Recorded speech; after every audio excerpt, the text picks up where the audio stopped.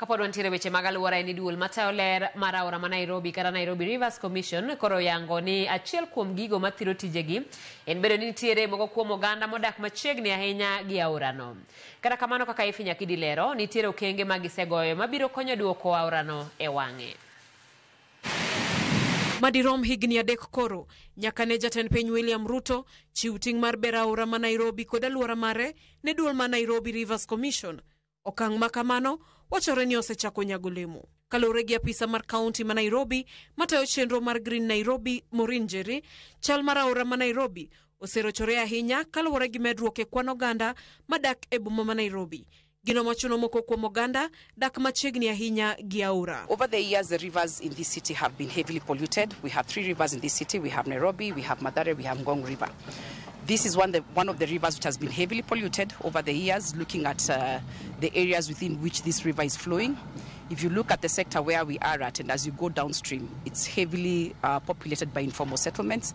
So there's a lot of pollution that has been over the years that has gotten into the river, majorly because of urbanization and the fact that a lot of residents have moved into the city and hence have developed and encroached into the riparian area of the river. Kaluwore ni kinde koth aora no pong' makal kiew kendo kelo midhiero ne oganda.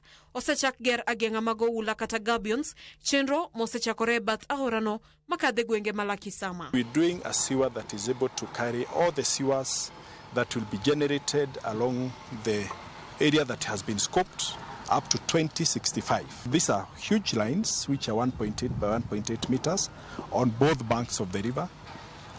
That will deal with any liquid waste. We're also dealing with solid waste by construction of gabion interceptors along the river. Nyaka sani mae kaka aora ma Nairobi chalo.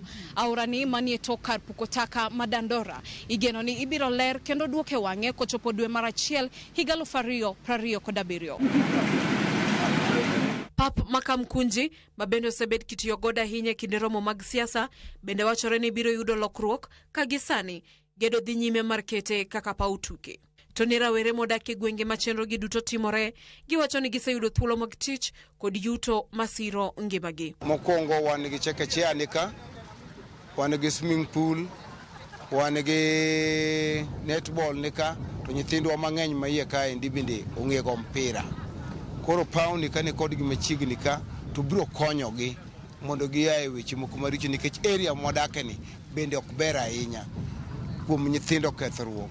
Koro paw ni oseloko ngima ji mang'eny, asasa ojende ma wan go ka achiel gi an kuom yudo nueng'o, kuom yudo tich. Wan gi dhano 320 matiyo ka sani moa Shauri Moyo, Majengo, Kaloleni. Wandiko gi ka kendo gitiyo ka. Ifi Nyakidi, Ramogi TV, Nairobi. Erokamano Ifi Nyakidi, e kinde ma piny mangima dhialo odiochieng' mar aluora, jodak madho wath madu